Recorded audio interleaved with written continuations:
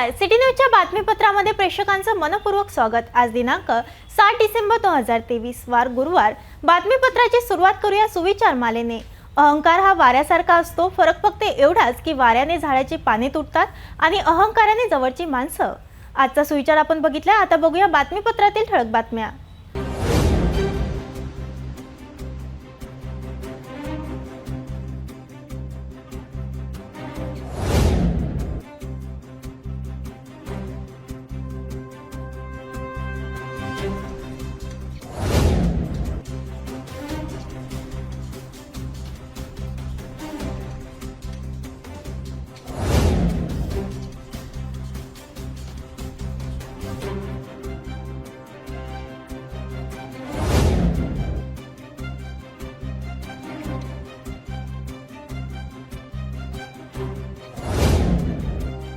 आपण ठळक बातम्या बघितल्या, आता घेऊया छोटासा ब्रेक। किचन गृहिणी से जुड़ा एक अटूट हिस्सा, जहां उसे मिले हर एक चीज अपनी सही जगह पर। इसलिए Amba stainless steel kitchen trolley आपको लगने वाली साइज अनुसार, आपके किचन के अनुसार, बिल्कुल आपकी इच्छा अनुसार उच्चतम क्वालिटी के किचन ट्रॉलीज मैन्युफैक्चरिंग से सीधे आप तक, यानी 100% वाजिब दाम, न देखभाल की जरूरत, न जंग लगने की परेशानी, आसानी से वॉश करने हेतु उत्कृष्ट कैरियर सिस्टम, साथ ही स्टेनलेस स्टील जीना रेलिंग, डेकोरेटिव ग्रिल एवं गेट भी हम बना कर देते हैं। Amba stainless steel kitchen trolley, Dastur Nagar Chowk के पास, MIDC road, Amravati, Maharashtra. Break नंतर बघूया सविस्तर बातम्या। दर्यापूर मार्गावर 7 डिसेंबरच्या रात्री अंजनगाव सोजी गावी जाणाऱ्या कुटुंबावर बेछूट गोळीबार झाल्याची खळबळजनक घटना घडली आहे। गाडगेनगर पोलीस स्टेशन येथे बयान देऊन घरी जात असताना आधी 4 चाकी वाहनाने पाठलाग करणाऱ्या प्रेमीने प्रेमिकाच्या वाहनावर बेछूट गोळीबार केल्याने प्रेमिका गंभीर जखमी झाली, तर या गोळीबारात तिचे नातेवाईक सुद्धा जखमी झाल्याची माहिती समोर येत आहे। या घटनेत अप्पर पोलीस अधीक्षक विक्रम साडी यांनी घटनास्थळी दाखल होऊन आरोपीच्या शोधात पथक रवाना झाले आहे। दर्यापूर मार्गावर पहिल्यांदाच एका 4 चाकी वाहनाने आपल्या गावी जाणाऱ्या कुटुंबावर बेछूट गोळीबार करण्याची घटना घडली आहे। 7 डिसेंबरच्या रात्री एका तालुक्यातील एक कुटुंब आपल्या विवाहित 26 वर्षीय मुलीसोबत स्वगृही परतत असताना 3 ते 4 युवकांनी त्यांच्यावर गोळीबार केल्याची धक्कादायक घटना रात्री 8 वाजता उघडकीस आली। या गोळीबारात प्रेमिका असलेली विवाहित युवती गंभीर जखमी झाली आहे। तिच्या कानावर गोळी लागली असून देशी कट्ट्याने 2 राऊंड फायर केल्याची प्राथमिक माहिती समोर आली आहे। या हल्ल्यात प्रेमिका युवतीची प्रकृती गंभीर असल्यामुळे त्यांना आधी दर्यापूर उपजिल्हा रुग्णालयानंतर अमरावती खासगी रुग्णालयात दाखल करण्यात आले। या घटनेत पोलिसांनी तात्काळ घटनास्थळी धाव घेऊन आरोपींचा शोध सुरू केला आहे। प्रेमिका विवाहित युवती, आपले वडील, आई व एक शेजारी राहणारे नातेवाईक हे दर्यापूर शेजारी असलेल्या एका तालुक्यात 4 चाकी वाहनाने अमरावती गाडगेनगर पोलीस स्टेशन येथे एका पोलीस प्रकरणात बयान देण्यासाठी आले होते। त्यांचे काम आटोपल्यावर सर्व सायंकाळी 7 वाजता आपली कार क्रमांक MH27DS 8721 ने स्वगृही परतत असताना त्यांचे वाहन रेवसाजवळ पंक्चर झाले। तेच दुरुस्ती करीत असताना कोणी युवक कारने पाठलाग करीत असल्याचे लक्षात आले। BMW कंपनीच्या एका कारमध्ये असलेले 4 युवक आधीपासूनच त्यांचा अमरावती येथून मार्गावर होते। त्याचवेळी त्यांनी तात्काळ 112 वर कॉल करून पोलिसांना ही माहिती दिली। या माहितीच्या आधारे वलगाव पोलिसांनी कुठलाही वेळ न गमावता तात्काळ जखमी कुटुंबियांच्या मदतीला हजर झाले। पोलिसांच्या मदतीने प्रेमिकाचे कुटुंब आणि खोलापूर पोलीस ठाण्यापर्यंत वलगाव पोलिसांनी सोडून दिले। त्यानंतर खोलापूर पोलिसांनी दर्यापूर पोलीस ठाण्याच्या हद्दीपर्यंत परिवाराला पोलीस संरक्षणात सोडून दिले। मात्र या ठिकाणी दर्यापूर पोलीस यांनी पोहोचण्यास विलंब केल्यामुळे BMW कारमध्ये असलेल्या युवकांनी त्या कुटुंबाच्या वाहनावर गोळीबार केला। एक गोळी वाहनाच्या काचाला भेदून थेट वाहनात बसलेल्या एका आरोपीची प्रेमिका असलेल्या विवाहित युवतीच्या डाव्या कानाला गोळी लागली। यात दुसरी पुन्हा गोळी झाडल्याने युवतीचे वडील व एक नातेवाईक जखमी झालेत। हल्ला करताच BMW कारमध्ये असलेल्या युवकांनी तात्काळ पळ काढला। जखमी झाल्याने त्यांना तात्काळ उपजिल्हा रुग्णालयात उपचाराकरिता दाखल केले। या घटनेची माहिती दर्यापूर पोलिसांना मिळताच पोलिसांनी तात्काळ घटनास्थळी धाव घेतला। तसेच उपजिल्हा रुग्णालयात जाऊन बयान नोंदविले. नगर पोलीस स्टेशनला गेलो होतो बयाना संदर्भात आणि तिथून निघताना महेश हळदे आणि विश्वजित राणे या दोघांनी आमच्या गाडीचा पाठलाग करून दर्यापूरच्या हद्दीत आमच्यावर गोळीबार केला आणि ज्याच्यात मुलीच्या डोक्याला मार लागला आणि गाडीच्या काचा वगैरे फुटल्या, मलाही सुद्धा मार लागलेला आहे. आम्ही 112वर फोन केलेला असताना आम्हाला कोल्हापूर आणि वलगाव पोलीस स्टेशननं सहकार्य केलं, पण दर्यापूर पोलीस स्टेशनची गाडी न आल्यामुळे हा सगळा प्रकार त्यानं घडून आणला आणि आज आमच्या जीवे मारण्याचा पूर्ण त्याचा बेत होता. एवढंच. किती गोळीबार झाले? 2 फायर झाले गाडीवर. 2 फायर. 2 फायर झाले. प्रेमिका युवतीच्या वडिलांनी पोलिसांना दिलेल्या माहितीनुसार बुलढाणा जिल्ह्याचा मूळ रहिवासी, सध्या अमरावती राहणारा एक युवक यांच्यासह अन्य 3 BMW कारमध्ये त्यांचा पाठलाग करीत होते. पोलिसांच्या प्रोटेक्शनमध्येच ते अमरावतीपासून दर्यापूरपर्यंत आले. मात्र दर्यापूर पोलिसांनी विलंब केल्यामुळे त्यांच्यावर घात टाकून बसलेल्यांनी त्यांच्यावर गोळीबार केला. आरोपींनी सतत 2 राऊंड फायर केलेत. यातील एक गोळी मुलीच्या कानशिलात लागलेली आहे. त्यांची प्रकृती गंभीर असून त्यांना अमरावती येथील एका खासगी रुग्णालयात दाखल करण्यात आले आहे. उपजिल्हा रुग्णालयाच्या डॉक्टरांच्या मते हा गोळीबार देशी कट्ट्यातून झाला असल्याची प्राथमिक माहिती स्पष्ट केली. दरियापुर पुलिस स्टेशन के अंडर में दरियापुर टाउन के पास में आज इवनिंग 8 बजे के आसपास जो है पुलिस स्टेशन में ऐसे खबर मिली है कि एक फैमिली जो है विक्टिम की फैमिली 4 व्हीलर में ट्रैवल कर रहे थे फ्रॉम अमरावती टू दरियापुर, और दरियापुर के 4 किलोमीटर पहले उनकी गाड़ी को जो है किसी दूसरे 4 व्हीलर ने अड़ा के फिर जो चालक था दूसरे 4 व्हीलर का, उसने इनकी गाड़ी के ऊपर में 2 राउंड जो है फायर किए हैं, ऐसा इंफॉर्मेशन मिला था. अभी जो विक्टिम है, जो महिला है, 26 साल की लेडी है, वो अपने फैमिली के साथ में 4 व्हीलर में ट्रैवल कर रही थी. 2 राउंड में से 1 राउंड जो है विक्टिम को लगा है, ऐसा प्रिलिमिनरी इंफॉर्मेशन मिला है. एंड उनको रूरल हॉस्पिटल से रेफ़र किया गया है अपने Amravati GM government Akola government hospital, और वहाँ से उनको आइकॉन हॉस्पिटल में भर्ती जो है किया गया है. तो विक्टिम का भी मेडिकल कंडीशन क्या है एग्जैक्टली हमें भी पता नहीं है. We are hoping that she recovers soon and healthy enough, but otherwise matter गंभीर है. पुलिस स्टेशन के लेवल पे FIR रजिस्ट्रेशन का प्रोसेस जो है इनिशिएट कर दिया है, चालू है. साथ में LCB की टीम और लोकल जितने भी पुलिस स्टेशंस हैं उनके टीम्स जो है नाकाबंदी करके ये संबंधित आरोपी का जो 4 व्हीलर है उसको आइडेंटिफाई करके उसको रोकने की कोशिश जो है हम कर रहे हैं. मीनवाइल इतर आसपास के ज़िलों के पुलिस टीम्स को भी हमने इंटीमेट किया है कि ऐसा अगर नोटिस में कोई व्हीकल दिखे तो उनको डिटेन करें तुरंत करके. ये घटना कैसे हुई, मतलब किसमें, मतलब जो इनिशियली जो हमें अभी तक का मालूमात मिला है, विक्टिम जो महिला है वो और एक्यूज्ड जो है महेश हाड़गे, इनका आपस में एक दूसरे से परिचय था कुछ महीनों से, और इनका आपस में संबंध क्या था ये तो एग्जैक्टली पता नहीं है, बट इनका परिचय तो था.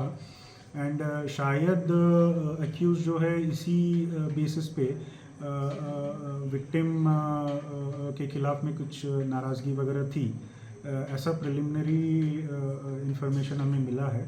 बट ये जो घटना हुआ है उसमें एक्यूज अकेला है ऐसा कुछ नहीं है. मे बी उसके साथ में उसके इतर आरोपी भी हो सकते हैं. ऐसा भी एक एलिगेशन है कि जो विक्टिम है वो अपनी तरफ से कंप्लेंट जो है दाखिल करना चाहती थी, बट उसमें पुलिस की तरफ से कुछ डिले हुआ है, ऐसा एलिगेशन आए हैं जो मेरी नज़र में भी आए हैं.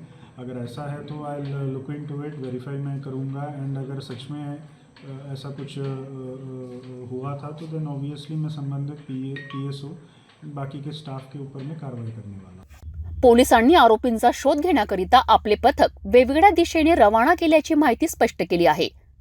सूत्राकडून मिळालेल्या माहितीवरनं जखमी प्रेमिकाचे विवाह होण्याआधी आरोपी युवकासोबत प्रेम संबंध होते। याआधी त्याने प्रेमिकाविरुद्ध गाडगेनगर पोलीस स्टेशन येथे तक्रार दिली होती। तिच्या नातेवाईकांनी त्याच्या लपवून युवतीचे नागपूर जाऊन तिचा विवाह करून दिला होता। या कारणाने आरोपी युवक तिचा पाठलाग करीत होता। ही घटना संवेदनशील असल्यामुळे अप्पर पोलीस अधीक्षक विक्रम साळी हे घटनास्थळी रवाना झालेत। या प्रकरणात पोलिसांनी आरोपीच्या शोधात पोलीस पथक रवाना केले असून आरोपी पोलिसांच्या हाती लागल्यावरच या घटनेचा खरा इतिहास समोर येण्याची शक्यता आहे। राष्ट्रीय करणी सेना राष्ट्रीय अध्यक्ष सुखदेव सिंह गोगामेडी यांच्या हत्या करणाऱ्या आरोपी विरुद्ध कडक कारवाईची मागणी सर्वत्र होत आहे। अशीच मागणी अमरावती राजपूत करणी सेना व श्री शक्ती महाराज यांच्या वतीने 7 डिसेंबरला करण्यात आले। जिल्हाधिकाऱ्यांना निवेदन सादर करून आरोपी विरुद्ध कडक कारवाईची मागणी करण्यात आली।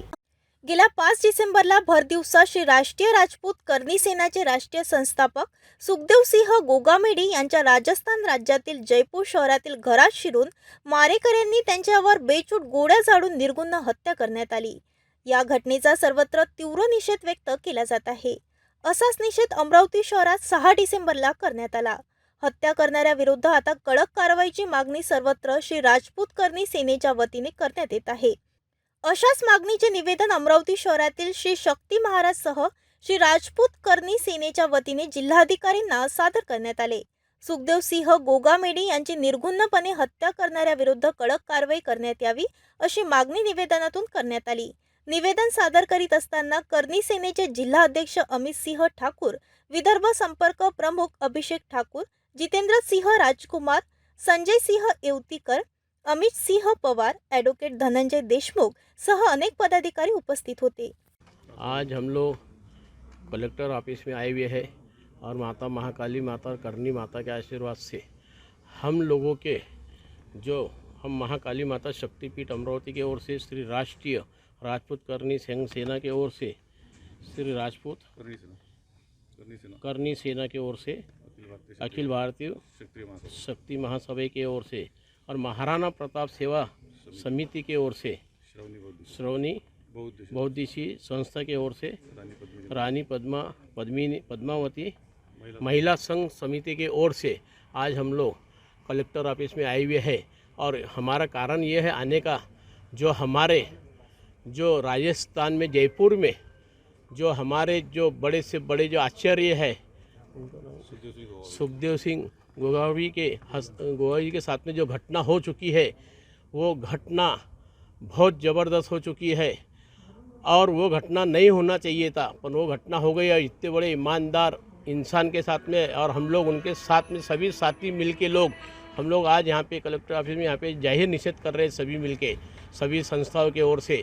और इसके ऊपर कड़क से कड़क कार्रवाई होना बहुत ज़रूरी है, क्योंकि इस कारण ज़रूरी है कि जैसा हमारे गोगा जी के साथ में जो हुआ है जयपुर में वो घटना डबल से ना हो, क्योंकि अभी हमारे को भी ऐसी घटना हमारे ऊपर होने के चांस है अमरावती शहर में, ग्रामीण विभाग में, कहीं भी बड़े सिटी में, क्योंकि मेरे भी दौरे होते, मेरे को भी ये सही बात है सभी की।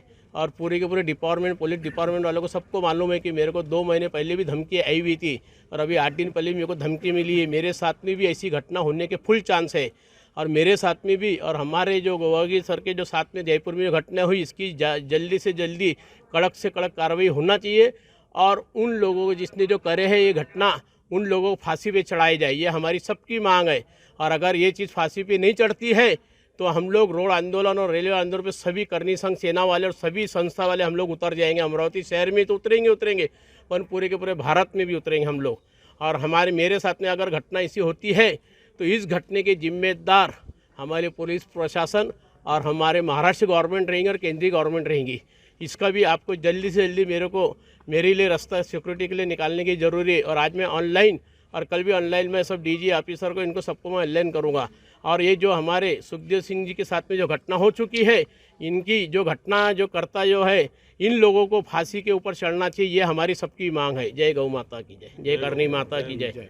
मैं अमित सिंह केवल सिंह ठाकुर श्री राजपूत करनी सेना पूर्व जिलाध्यक्ष।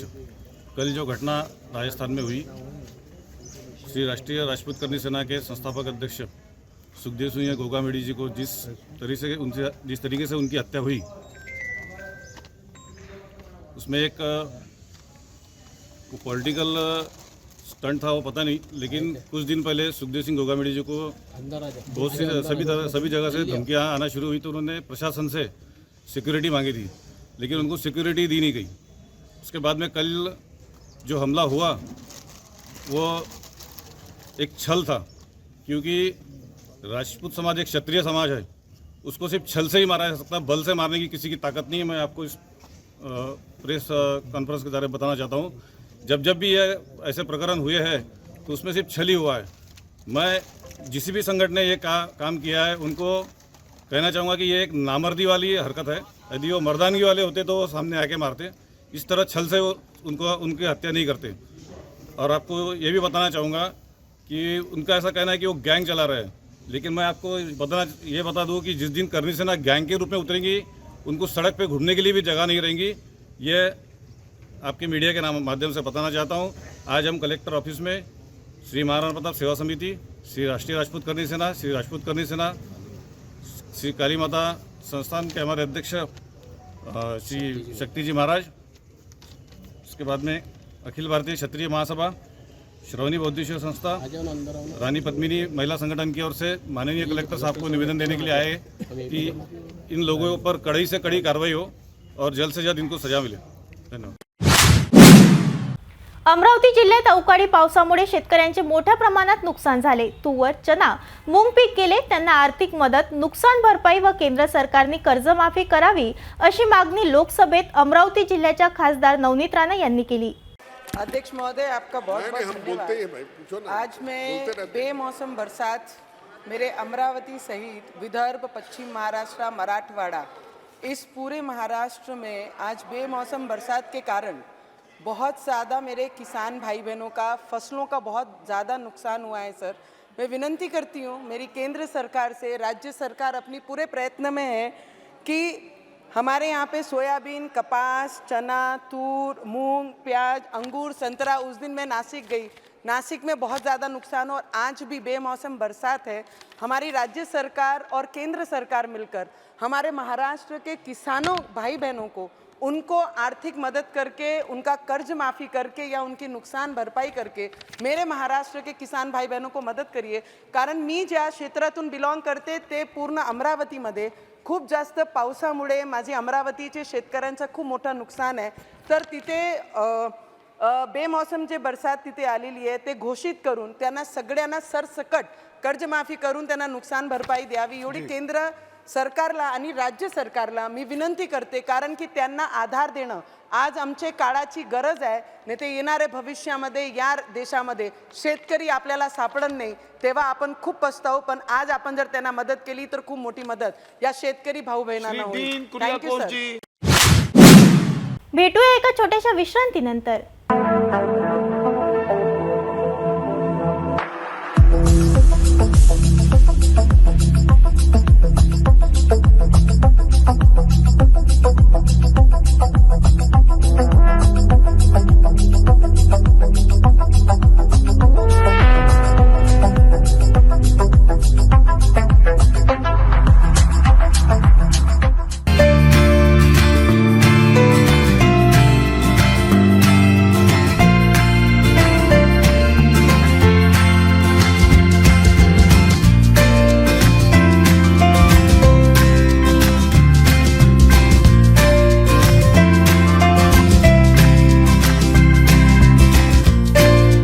संपूर्ण लग्न बसता आराधना जवाहर रोड अमरावती। विश्रांतीनंतर पुन्हा आपले स्वागत। विदर्भातील हजारो प्रकल्पग्रस्तांच्या मागण्या घेऊन विदर्भ बळीराजा प्रकल्पग्रस्त संघर्ष संघटनेने 7 डिसेंबरला भव्य पायदळ लॉंग मार्चला सुरुवात केली। नागपूरला हिवाळी अधिवेशनाला 7 डिसेंबर पासून सुरुवात झाली आणि पहिल्याच दिवशी मनोज चव्हाण यांच्या नेतृत्वात भव्य लॉंग मार्च काढण्यात आला। हाच पायदळ लॉंग मार्च पुढे विविध मार्गाने जाऊन नागपूरच्या अधिवेशनावर धडकून आपल्या मागण्या व्यक्त करणार आहे। राज्याची उपराजधानी असलेल्या नागपूर शहरात 7 डिसेंबरपासून हिवाळी अधिवेशनाला सुरुवात झाली आहे.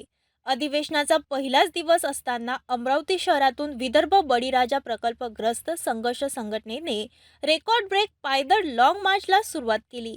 विदर्भातील प्रकल्पग्रस्तांच्या न्याय व हक्कासाठी नागपूर हिवाळी अधिवेशनावर भव्य मोर्चाला सुरुवात करण्यात आली. नेहरू मैदान येथे हजारो प्रकल्पग्रस्तांनी हजेरी लावून 2-2च्या रांगेत घोषणा देत विविध मार्गाने कूच करीत पायदळ लॉंग मार्चला सुरुवात करण्यात आली. 2006च्या शासन परिपत्रकानुसार प्रकल्पग्रस्तांच्या जमिनींना 2013च्या भूसंपादन कायद्यानुसार वाढीव मोबदला मिळाला पाहिजे.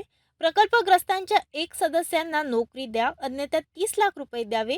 प्रकल्पग्रस्तांच्या नोकरीत 5% समांतर आरक्षण ऐवजी 15% आरक्षण लागू करा. प्रकल्पग्रस्त विकासासाठी आर्थिक विकास महामंडळाची स्थापना करा. अशा मागण्या घेऊन संघटनेचे अध्यक्ष मनोज चव्हाण यांच्या नेतृत्वात पायदळ लॉंग मार्चला सुरुवात करण्यात आली. या वर्षीच्या हिवाळी अधिवेशनावर काढण्यात आलेल्या पहिल्याच दिवशी विदर्भ बळीराजा प्रकल्पग्रस्त संघटनेने सर्वांचे लक्ष वेधून घेतले.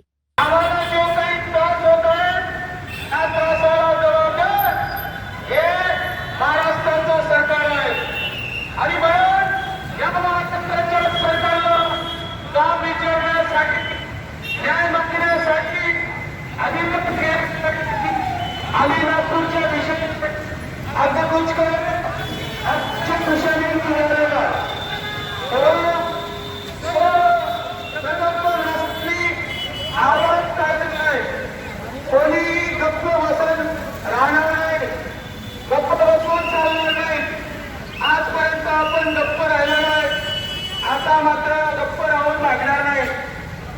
प्रकल्पग्रस्तांना न्याय मिळालाच पाहिजे. प्रकल्पग्रस्तांना मोबदला मिळालाच पाहिजे. प्रकल्पग्रस्त बेरोजगारांना नोकरी मिळालीच पाहिजे. कोण म्हणतो देणार नाही? असं कसं देणार नाही? कोण म्हणतो देणार नाही? महाराष्ट्र सरकार होश में आओ. महाराष्ट्र सरकार होश में आओ. अरे होश में आके बात करो. अरे होश में आके बात करो. बात तो तुमको करनी होगी.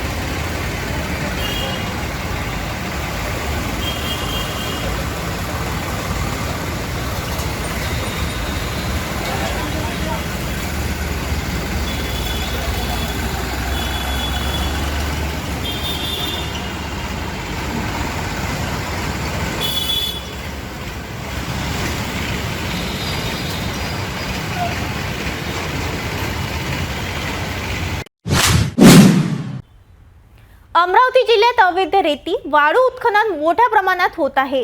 प्रशासनाच्या वतीने अनेक वेळा कारवाई झाली असून गुन्हे दाखल करून दंडही वसूल करण्यात आला. दुसरीकडे राजकीय मंडळी अवैध रेती वाहतूक व उत्खननासाठी आंदोलन करतात. याचा फायदा कोणाला होतो? अनेक ठिकाणी आंदोलन होतात, आंदोलन स्थळी अधिकारी येतात, लेखी आश्वासन देतात आणि आंदोलन मागे.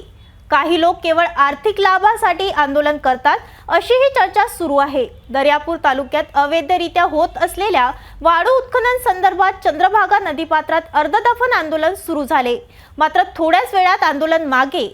हे आंदोलन वसुलीसाठी तर नाही, अशी चर्चा आता सुरू झाली आहे. दर्यापूर तालुक्यामध्ये मागील गेल्या कित्येक वर्षापासून वाळूचा लिलाव न झाल्यामुळे घरकुल लाभार्थ्यांना घर बांधण्यासाठी वाळू उपलब्ध होत नाही. तर दुसरीकडे दररोज मध्यरात्री तालुक्यातील चंद्रभागा नदीपात्रासह विविध नदीपात्रातून मोठ्या प्रमाणात वाळूची तस्करी केल्या जात आहे, असे आंदोलनकर्त्यांचे म्हणणे आहे. या संदर्भात महसूल विभाग, पोलीस प्रशासनाला माहिती असून सुद्धा त्यावर अद्यापही कुठलीही कारवाई करण्यात आलेली नाही. त्या संदर्भात राष्ट्रीय समाज पक्षाचे जिल्हाध्यक्ष किरण होले यांनी तहसीलदार यांना लेखी स्वरूपात पत्र देऊन अवैध वाळू उत्खनन करणाऱ्यांवर कारवाई व्हावी व घरकुल लाभार्थ्यांना मोफत वाळू उपलब्ध व्हावी यासाठी निवेदन दिले होते. परंतु प्रशासनाने त्या निवेदनाची दखल न घेतल्यामुळे अखेर राष्ट्रीय समाज पक्षाचे जिल्हाध्यक्ष किरण होले यांनी महापरिनिर्वाण दिनी चंद्रभागा नदीपात्रात सकाळी 9 वाजतापासून अर्धदफन आंदोलन सुरू केले. तालुक्यात मागील गेल्या कित्येक वर्षांपासून रेतीचा लिलाव झालेला नाही आहे. त्यामुळे अवैध वाळू उत्खनन यांचे अवैध रेती चोरीचे धंदे हे जोमाने सुरू झालेले आहेत. एकीकडे शासनाने गोरगरीब नागरिकांना घरकुल मंजूर केले आहे, परंतु त्या घरकुल बांधकामाकरिता वाळू उपलब्ध नसल्यामुळे त्या गोरगरीब नागरिकांना घरकुल बांधण्यासाठी मोठी अडचण निर्माण होत आहे. तर दुसरीकडे खुलेआमपणे भर दिवसा आपण पाहत असाल की नदीपात्रातून दररोज प्रशासकीय अधिकारी असो, पोलीस प्रशासन असो, यांच्या डोळ्यासमोर अवैध वाळू उत्खनन करणारे हे रेती चोरून नेत आहे. याची माहिती पोलीस प्रशासन, महसूल विभागाला असून सुद्धा त्यावर कुठलीही कारवाई करण्यात येत नाही. त्यामुळे आज मी राष्ट्रीय समाज पक्षाचे जिल्हाध्यक्ष किरण होले चंद्रभागा नदीपात्रात अर्धदफन आंदोलन सुरू केलेले आहे. जोपर्यंत अवैध वाळू उत्खनन करणाऱ्यावर कारवाई होत नाही आणि गोरगरीब नागरिकांना जोपर्यंत मोफत वाळू मिळत नाही, तोपर्यंत माझे हे अर्धदफन आंदोलन असे सुरू राहणार. या आंदोलनामुळे प्रशासनाची चांगली तारांबळ उडाली, असे आंदोलना ठिकाणी दाखवण्यात आले. मात्र आंदोलन ठिकाणी फक्त 4 लोक होते, हे व्हिडिओमध्ये दिसत आहे. जोपर्यंत अवैध वाळू उत्खनन करणाऱ्यांवर कारवाई होत नाही व घरकुल लाभार्थ्यांना मोफत दरात वाळू मिळत नाही, तोपर्यंत हे आंदोलन असेच सुरू राहील, अशी ठाम भूमिका घेतली होती. अवैध उत्खनन करणाऱ्या दलालांसोबत गणित न बसल्यामुळे दबावासाठी कदाचित आंदोलनाची ही भूमिका घ्यावी लागते. अखेर आंदोलनस्थळी खल्लार पोलीस व महसूल विभागाचे नायब तहसीलदार, मंडळ अधिकारी, तलाठी हे दाखल झाले व त्यांनी आंदोलनकर्ते किरण होले यांच्या सर्व मागण्या ऐकून घेऊन वाळू उत्खनन करणाऱ्यांवर कारवाई करण्यात येईल व घरकुल लाभार्थ्यांना मोफत दरात वाळू उपलब्ध करण्यात येईल, असे लेखी स्वरूपात आश्वासन दिले. अखेर लेखी आश्वासनानंतर आंदोलनकर्ते किरण होले यांनी आपले अर्धदफन आंदोलन मागे घेतले. अधिकाऱ्यांचे लेखी आश्वासनानंतर आंदोलन तर थांबले, परंतु अवैध उत्खनन होणार का, असा प्रश्न निर्माण होत आहे. अकोट तालुक्यातील अकोलखेड येथे फुले, शाहू आंबेडकर शिक्षक, प्रसारक व क्रीडा बहुउद्देशीय संस्थेच्या वतीने महामानव डॉक्टर बाबासाहेब आंबेडकर यांच्या 67व्या महापरिनिर्वाण दिनानिमित्त भव्य रक्तदान शिबिराचे आयोजन करण्यात आले. महामानव डॉक्टर बाबासाहेब आंबेडकर यांच्या 67व्या महापरिनिर्वाण दिनानिमित्त अकोट तालुक्यातील अकोलखेड येथील फुले, शाहू आंबेडकर शिक्षण, प्रसारक व क्रीडा बहुउद्देशीय संस्थेच्या वतीने भव्य रक्तदान शिबिराचे आयोजन करण्यात आले होते. शिबिरामध्ये सर्वप्रथम भगवान बुद्ध व डॉक्टर बाबासाहेब आंबेडकर यांच्या प्रतिमेचे पूजन व हार अर्पण करण्यात आले. रक्तदान शिबिरात श्री शिवाजी शिक्षण संस्थेचे उपाध्यक्ष ॲडव्होकेट गजानन पुंडकर, प्राध्यापक राजेंद्र पुंडकर, कृषी उत्पन्न बाजार समितीचे सभापती प्रशांत पाचडे, प्रहारचे जिल्हाध्यक्ष कुलदीप वसू, कृषी उत्पन्न बाजार समितीचे संचालक धीरज हिंगणकर, जिल्हा परिषद सदस्य जगन्नाथ निचळ, पंचायत समिती सदस्य सूरज गणभोज, निलेश झाडे, मुकुंद निचळ, तंटामुक्ती अध्यक्ष अनिल जवंजाळ, डॉक्टर प्रभाकर नगराळे यांची प्रमुख उपस्थिती होती. रक्तसंकलन करण्यासाठी स्त्री रुग्णालय अकोला येथील डॉक्टर कुंदन चव्हाण यांच्या सर्व समूहाने रक्तसंकलन केले. तसेच अकोलखेडचे वैद्यकीय अधिकारी डॉक्टर आनंद पारसकर यांनी सुद्धा सेवा दिली. संस्थेचे पदाधिकारी यांनी कार्यक्रम यशस्वीरित्या पार पाडण्याकरिता अथक परिश्रम घेतले. फुले शाहू आंबेडकर व क्रीडा मंडळ अकोलखेड यांच्या वतीनं 6 डिसेंबर डॉक्टर बाबासाहेब आंबेडकर यांचा महापरिनिर्वाण दिन साजरा करण्याच्या निमित्तानं इथे शिबिराचं आयोजन केलं, ज्यामध्ये आपल्या गावातील आणि परिसरातील पेशंटला त्यांनी सुविधा उपलब्ध करून दिली. अनेक गावामध्ये चांगले उपक्रम आज आम्हाला पाहायला मिळाले. त्याबद्दल खरं म्हणजे मी गावकऱ्यांचं अभिनंदन करतो. आणि 6 डिसेंबरचा हा सातत्यानं चालत असलेला कार्यक्रम हा अत्यंत अभिनंदनीय आहे. बाबासाहेबांना खरं ते अभिवादन आहे असं मला असं वाटते. झाले 2 मिनिटं.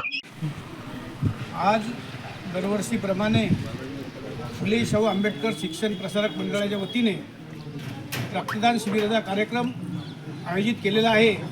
या कार्यक्रमाला प्रमुख पाहुणे म्हणून शिवाजी शिक्षण संस्थेचे उपाध्यक्ष गजानन दादा पुरकर, तसेच आपल्या नेहरू विद्यालयाचे प्राध्यापक राजेंद्रजी पुणकर साहेब हे प्रमुख पाहुणे म्हणून उपस्थित होते. आणि आपल्या गावचे ग्रामपंचायत सरपंच, सर्व सदस्य आणि सर्व प्रतिष्ठित नागरिक. हा कार्यक्रम दरवर्षीप्रमाणे डॉक्टर बाबासाहेब आंबेडकर 6 डिसेंबर महापरिनिर्वाण दिनी साजरा करण्यात येतो. आणि या शिक्षण संस्थेला ही शिक्षण संस्था दरवर्षी चांगले जीवनोपयोगी करते. कारण रक्ताची जर फॅक्टरी असती तर आज रक्तदान शिबिराला महत्त्व नसते. जसे मिळो नवजीवन दिदली सारी काया, पहिली वंदना माझ्या भीमराया. याप्रमाणे भीमराव आंबेडकर जे भारतीय राज्यघटनेचे शिल्पकार होते, जे भारताचं नाव लौकिक केलेलं आहे, त्यांचा आज महापरिवार दिन साजरा करण्यात येत आहे. आणि या शिक्षण प्रसारक मंडळाचे नाव शिखरावर जावं ही मी ईश्वरचरणी प्रार्थना करतो. माझे 2 शब्द संपवतो. धन्यवाद. आज भारतरत्न डॉक्टर बाबासाहेब आंबेडकर यांच्या महापरिनिर्वाण दिनानिमित्त अकोलखेड येथे रक्तदान शिबिराचं जे आयोजन केलेलं आहे, अतिशय उल्लेखनीय काम आहे. डॉक्टर बाबासाहेब आंबेडकर यांनीसुद्धा समाजासाठी फार मोठे कामं केले. त्यांनी दीनदुबळ्यांना तसेच जे मागासले वर्ग आहेत त्यांच्यासाठी फार मोठं काम केलेलं आहे. त्यांचं नेहमी एकच म्हणणं होतं की आपल्या परिसरातील जे मागासलेले लोक आहेत त्यांचं जीवनमान उंचावलं पाहिजे आणि त्यांना एक समान दर्जा त्यांना मिळाला पाहिजे. या निमित्तानं ललित नगराळेंनी प्रेरित होऊन रक्तदानाचं जे शिबिराचं जे आयोजन केलं त्याबद्दल मी त्यांचं अभिनंदन करतो व डॉक्टर बाबासाहेबांना नम्र अभिवादन करतो. जाता पुन्हा एकदा आजच्या ठळक बातम्या.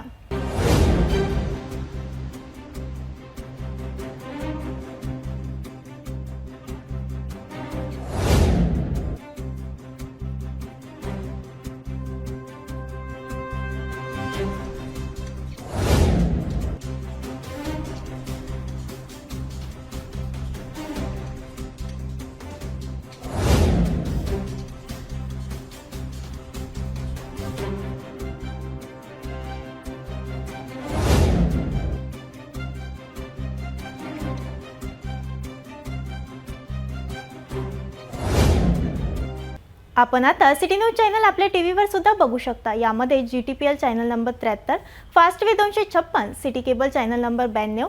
जर आपल्या टीव्हीवर सिटी न्यूज चॅनल दिसत नसेल तर आपण आपल्या केबल ऑपरेटरशी संपर्क करावे. आपण सिटी न्यूज केबलच्या व्यतिरिक्त यूट्यूब, फेसबुक, इंस्टाग्राम आणि ट्विटरवर सुद्धा बघू शकता. याकरिता सोशल मीडिया अकाउंट सबस्क्राईब करा, फॉलो करा, लाईक करा. यूट्यूब अकाउंट सबस्क्राईब करण्याकरता सबस्क्राईब बटनला क्लिक करा आणि बेल आयकॉन दाबायला विसरू नका, कारण सर्वात आधी समाचार आपल्यापर्यंत पोहोचणार आहे. तसेच सिटी न्यूजचे फेसबुक पेज लाईक करा, इंस्टाग्राम आणि ट्विटर हँडल फॉलो करा. आपण व्हॉट्सअपवर सुद्धा सूचना देऊन न्यूज प्राप्त करू शकता. व्हॉट्सअप नंबर खाली स्क्रीनवर येत आहे. हे बातमीपत्र एवढ्यातच थांबूया. पुन्हा भेटूया नवीन घडामोडीसोबत.